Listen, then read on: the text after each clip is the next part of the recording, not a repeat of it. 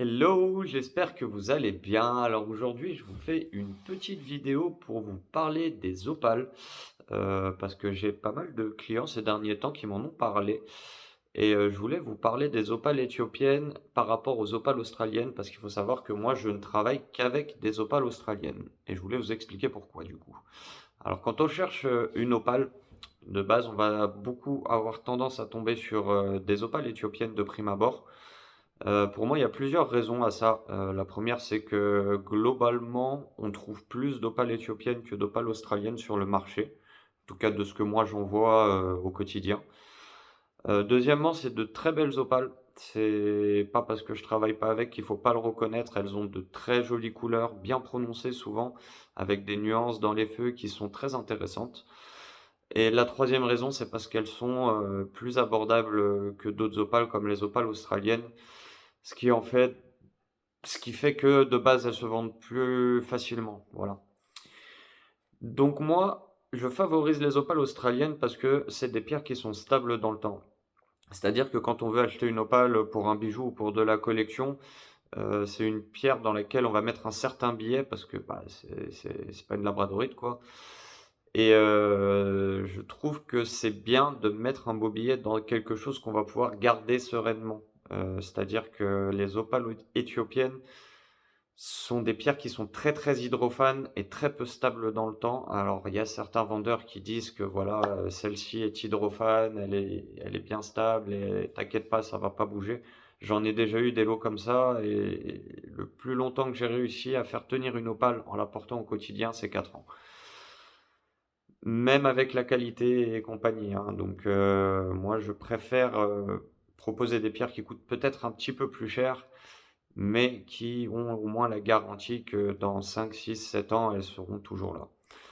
Alors, dans les opales, on a aussi d'autres alternatives à ces deux catégories, australiennes ou éthiopiennes. On a les opales du Mexique, on a les opales du Brésil, du Honduras, enfin il y a d'autres provenances. C'est pour le coup, c'est des provenances que je connais, mais j'ai pas particulièrement de fournisseurs là-dedans. Je sais que c'est des opales qui sont plus stables que les opales éthiopiennes. Après voilà, j'ai peu de recul dessus et j'en ai rarement vu, donc je vais pas trop m'étaler sur le sujet. Concernant les opales Wello, il faut aussi faire attention au traitement parce que c'est des opales qui, parce qu'elles sont hydrophanes justement, peuvent être stabilisées comme les turquoises. En fait, l'opale, elle s'abîme parce qu'elle va absorber de l'humidité, sécher, absorber de l'humidité, sécher et compagnie, et ça crée plein de micro-fissures à l'intérieur qui, de un, vont potentiellement craqueler la pierre au bout d'un moment, sans qu'elle ait besoin d'avoir un choc ou quoi.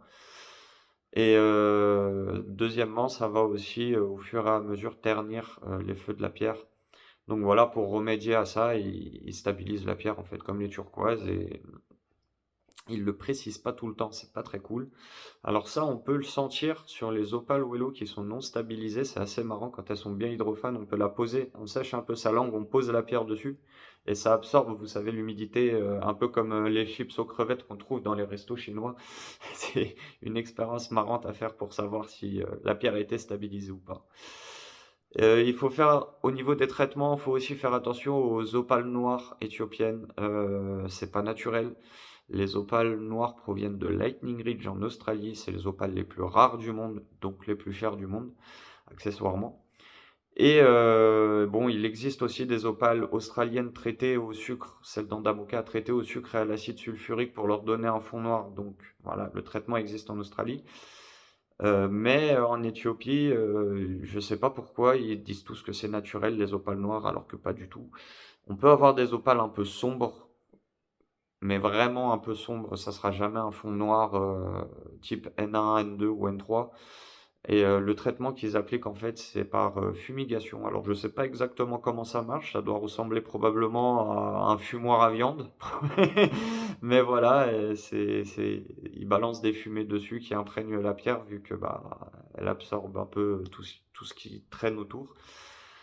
Et du coup, ça lui fait un fond noir. Donc faites attention avec ça aussi, parce que les opales noires, c'est assez recherché et c'est facile de tomber dans le piège. Je sais qu'il existe aussi des doublets d'Opal Wello. Alors moi, personnellement, j'en ai jamais vu. Pour la simple et bonne raison, c'est que l'Opale Wello, bon, on trouve des cabochons à aller entre 50 et 100 euros, on trouve des jolis cabochons. Donc je vois pas tellement l'intérêt de se casser la tête à faire un doublet. Après, je sais que ça existe, mais voilà, pour moi, c'est pas significatif.